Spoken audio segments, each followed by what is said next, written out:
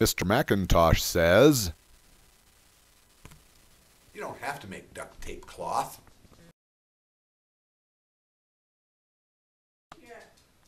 But you should.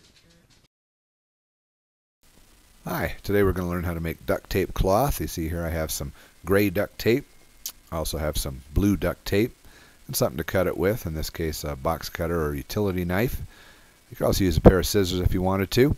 Now I'm going to make a piece of cloth that's about 8 inches wide, roughly, when it's finished. So I need to start with a piece of tape that's bigger than that, say about 9 inches, because it will be trimmed to its final dimensions when we get done.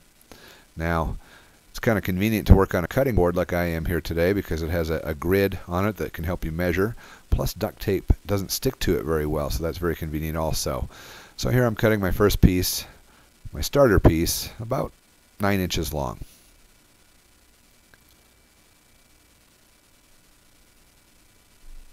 And I lay it down here and get my second piece ready to go, about the same length, roughly 9 inches. And again, this will be used to create a final piece of cloth about 8 inches long.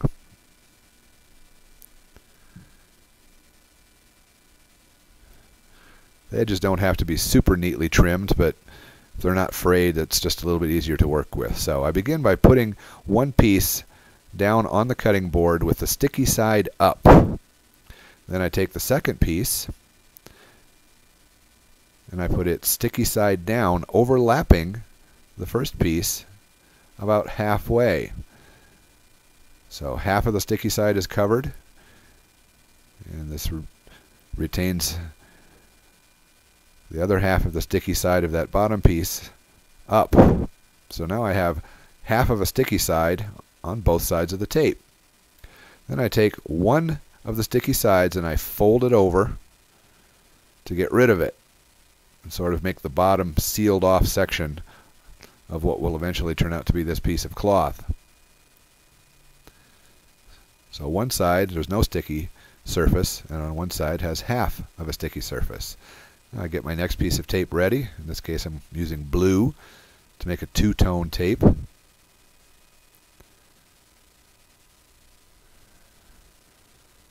Since the tape doesn't stick very well to the cutting board, you can kind of temporarily tape it down on one end to facilitate working with the other end.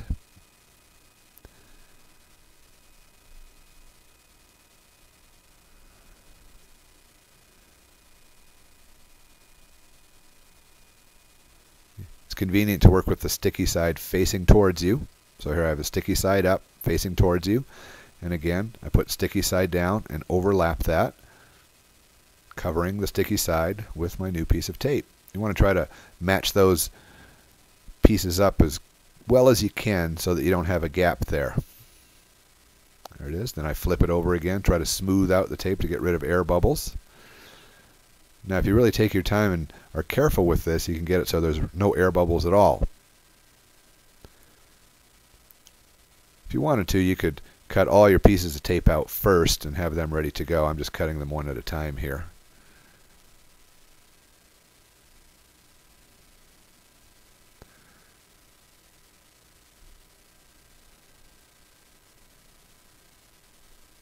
So I have the sticky side up on my working piece facing towards me. Duct tape, sticky side down on top of that.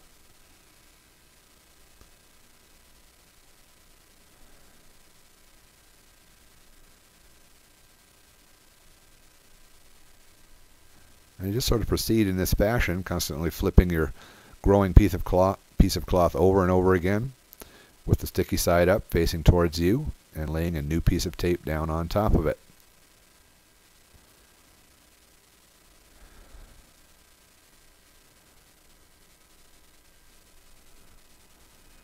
And since watching people make duct tape cloth is a little boring, I've just speeded the process up here a little bit.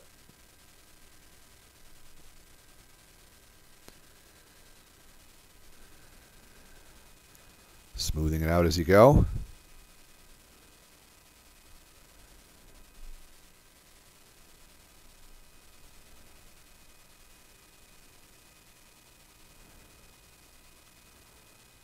I'm kind of anxious to get done since it's not very exciting to watch duct tape cloth being made. So if I was really going to use this for a serious project, I'd be quite a bit more careful about getting the bubbles out and matching the pieces up. When you get to your final length, you fold over the remaining exposed section of duct tape so there are no more sticky sides exposed. And you go ahead and smooth out the bubbles as good as you can. And use your thumbnail and kind of scrape it across the bubbles. It will help push them out.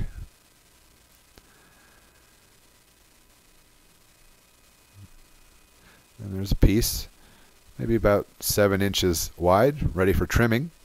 Now we're going to trim it. Well, again, the cutting board really helps here, because you can line up your piece of cloth with the grid and count it over 1, 2, 3, 4, 5, 6, 7, 8, roughly. Line it up, and I use a metal straight edge, or plastic or a wooden one would work too, with the grid where I want the trim cut to take place. So here I use my utility knife. One swoop across there, peels that off. Very nice clean edge right there. Same thing on the other side. Should be pretty square now, so I line my trimmed edge with the grid, count over the number of inches that I want, set up the straight edge,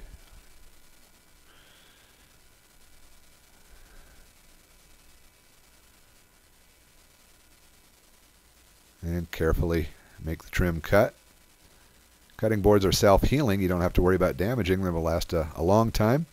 And there is a final piece of duct tape cloth about 8 inches by 7 inches.